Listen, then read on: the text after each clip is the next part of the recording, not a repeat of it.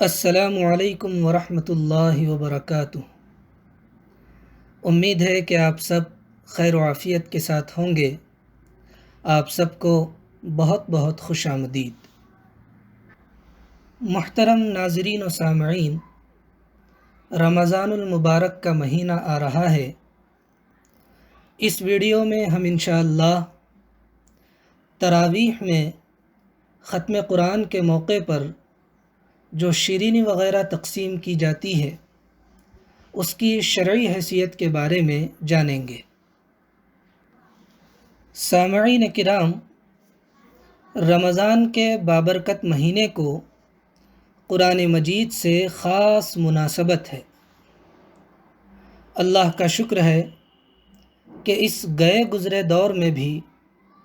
امت مسلمہ میں تراویح میں مکمل قرآن سننے اور سنانے کا ذوق اور شوق بہت سے علاقوں میں پایا جاتا ہے۔ تراویح میں جب قرآن مکمل ہوتا ہے تو امام صاحب اور مقتدی حضرات سبھی کو خوشی ہوتی ہے اور خوش ہونا بنتا بھی ہے، کیونکہ اللہ کا پاک اور مقدس کلام تراویح میں مکمل طور پر جو سنا اور سنایا گیا ہوتا ہے، اس لیے اس موقع پر خوش ہونے میں کوئی مذائقہ نہیں ہے۔ البتہ مسلمان ہونے کے ناطے ہماری خوشی بھی ایسی ہونی چاہیے جس میں سنت و شریعت کے خلاف کوئی کام ہم سے نہ ہو۔ مثال کے طور پر بعض جگہوں پر تراویح میں ختم قرآن کے موقع پر ایک مستقل ثواب کا کام سمجھ کر شیرینی وغیرہ تقسیم کی جاتی ہے، جس کی وجہ سے یہ کام ایک بدعت ہے، کیونکہ یہ دین میں اس کے مکمل ہو جانے کے بعد ایک چیز کا اضافہ ہے۔ اتنا ہی نہیں بلکہ بعض جگہوں پر تو اس موقع پر شیرینی وغیرہ تقسیم کرنے کو اتنا ضروری سمجھا جاتا ہے کہ کسی حال میں بھی اس کو چھوڑا نہیں جاتا۔ حالانکہ اگر کوئی کام شرعاً مستحب ہو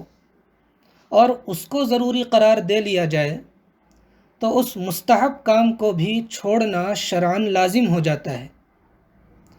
اور اس موقع پر یہ شیرینی تقسیم وغیرہ کرنے کا کام تو شرعاً مستحب بھی نہیں ہے، تو اس کو ضروری سمجھ لیے جانے پر تو بدرجہ اولیٰ چھوڑ دینا لازم ہے۔ پھر بعض مسجدوں میں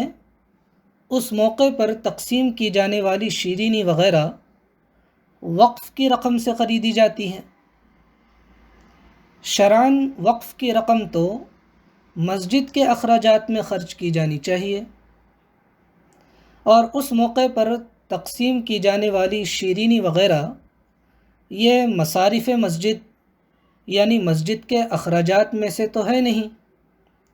تو پھر وہ رقم اس کام پر خرچ کرنا شرعاً کیسے درست ہو سکتا ہے؟ بعض جگہوں پر وقف کی رقم تو اس پر خرچ نہیں کی جاتی، لیکن اس کے لیے مصلیوں اور اہل محلہ وغیرہ سے چندہ وصول کیا جاتا ہے، حالانکہ یہ کوئی شرعی ضرورت نہیں ہے کہ اس کے لیے چندہ وصول کرنا صحیح ہو۔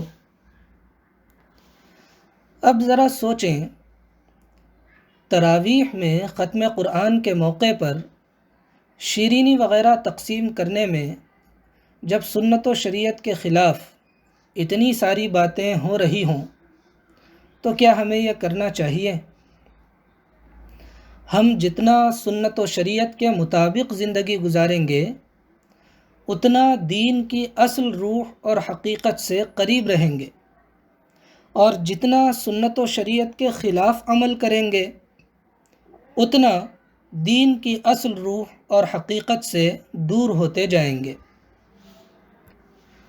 ہاں، اگر ایسا ہو کہ چندہ وصول کیے بغیر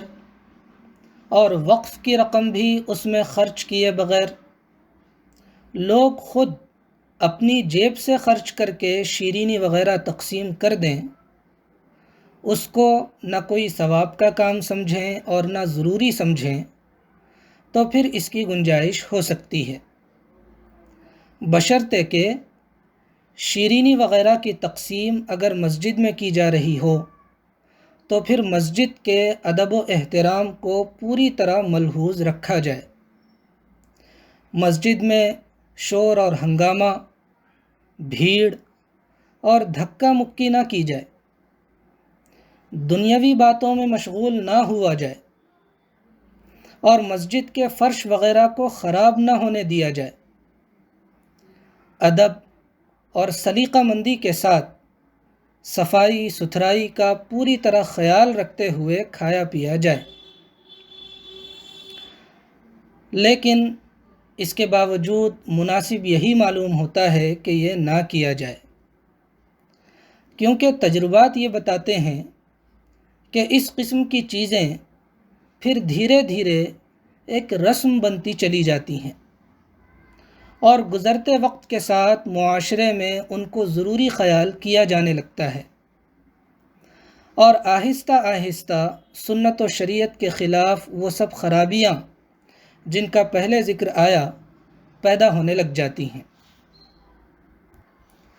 دعا ہے کہ اللہ تعالی ہمیں حقیقی معنوں میں مسلمان بننے،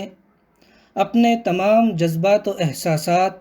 اور اعمال و اخلاق کو دین کے تابع رکھنے